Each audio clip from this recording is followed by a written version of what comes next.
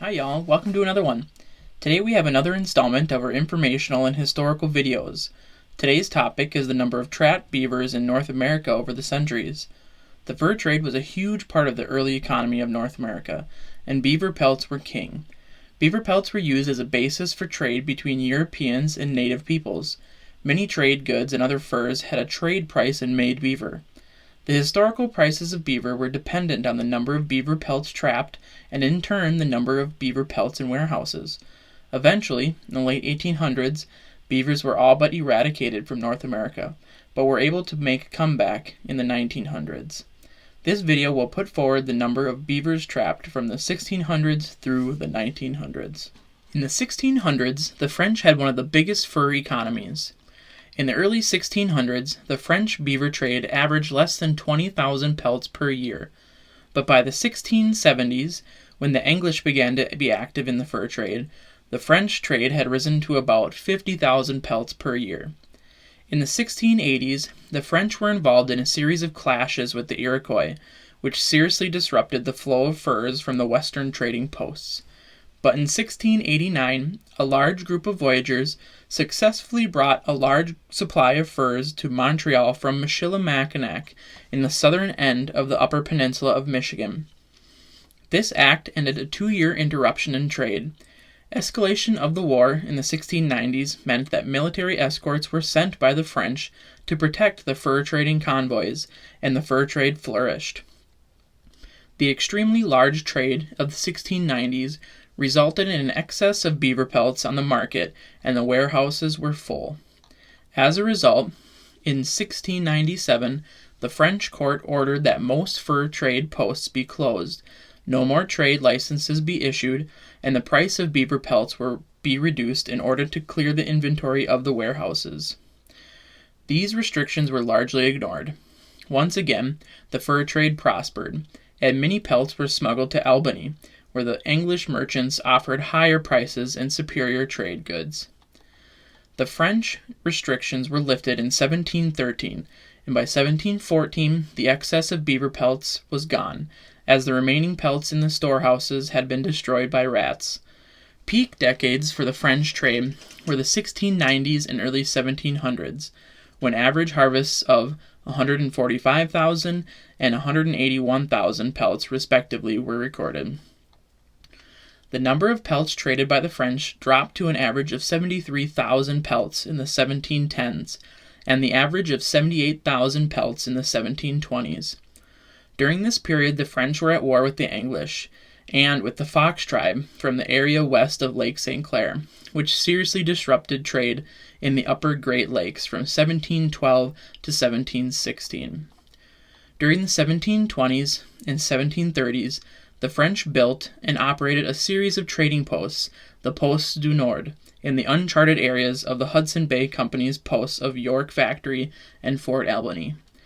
These posts were successful in intercepting the Assiniboine and Western Cree on their way to the Hudson Bay Company. During the same period, the French expanded their operations to the Mississippi drainage and established a chain of forts from the Gulf of Mexico to Quebec. As a result of these aggressive expansions, the French harvest rose to more than 100,000 pelts per year by the 1730s, and remained close to this number until the English takeover of New France in 1760. Another large hand in the harvest of beavers in North America was the English, in the form of the Hudson Bay Company and the Northwest Company. In its first decade, the Hudson Bay Company's harvest averaged 44,000 pelts annually. In following decades, the average annual harvest was less than 40,000 until the 1720s and 1730s. The 1720s had an average beaver pelt harvest of 68,000, and the 1730s had an average of 74,000. Partly as a result of interference by the Postes du Nord, the recorded harvest by the Hudson Bay Company declined in the 1740s and 1750s, and did not rise higher than 56,000 per year until after the merger with the Northwest Company in 1821.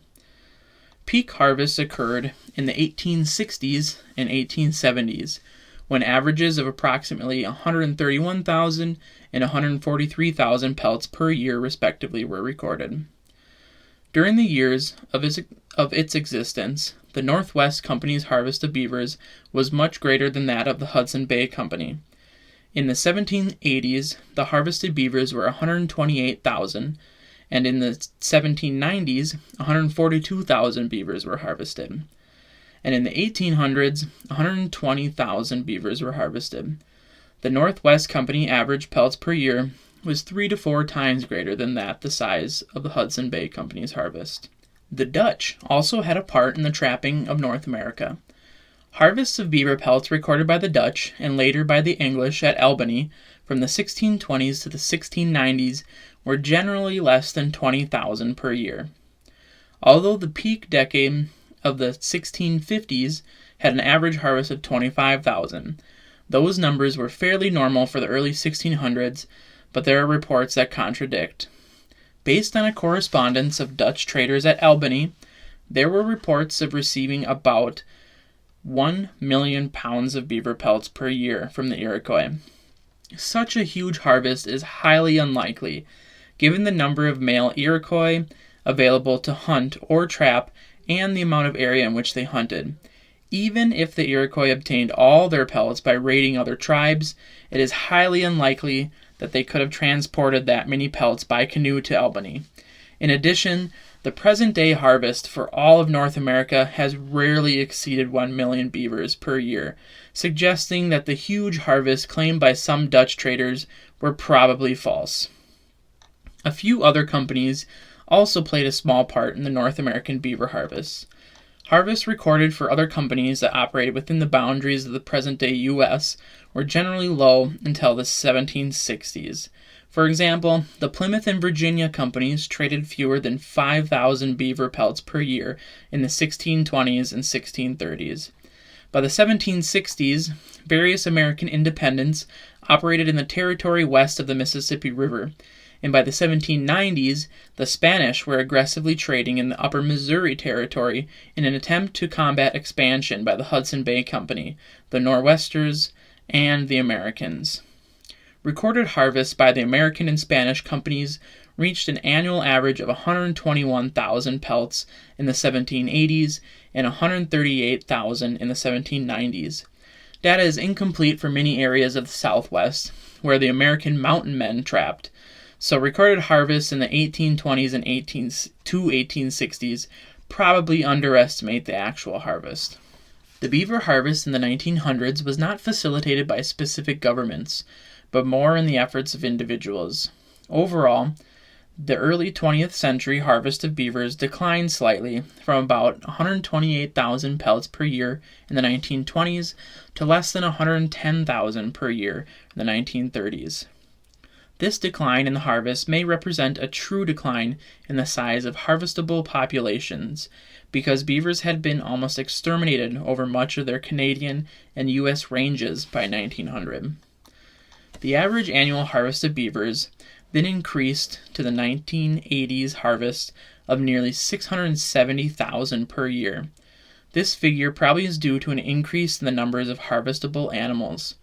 The cutting and burning of old forests in Canada during the 19th century released aspen and created an abundant food supply and more surface water bodies, in turn creating an increase in the population size and range expansion of the beaver during the 20th century. In conjunction, the strict conservation measures undertaken in the mid-20th century enabled beaver populations to prosper, such that 1980's annual harvests of beavers were greater than ever in recorded history. Although U.S. harvests in the 20th century have increased from about 48,000 pelts per year in the 1930s to more than 270,000 per year in the 1980s, Canadian harvests have dominated the North American harvests of beavers, ranging from 55% of the total harvest in the 1930s to 71% in the 1960s. Following a decline from 128,000 pelts per year in the 1920s to about 59,000 per year in the 1930s, the Canadian harvest steadily increased to more than 415,000 per year in the 1970s. The Canadian harvest averaged about 400,000 pelts in the 1980s. Although initially the beaver was the primary fur bearer purchased by the fur trade, other species such as the red fox, marten, and muskrat have since increased in importance. Nonetheless, in the mid-1980s, the beaver still ranked 5th in the total value of pelts sold in North America. Since the 1960s, only the muskrat, raccoon, and nutria have been harvested in consistently greater numbers than the beaver. Thank you for watching this video. Let us know what you think of these types of videos in the comments. If you want us to do a video on a specific topic, feel free to comment your idea. The source of the data for this video is listed in the description. If you have any questions or want to know more, feel free to comment and we will do our best to answer. Liking this video and subscribing to the channel truly does help us out. Thanks for watching Outdoor Experiences.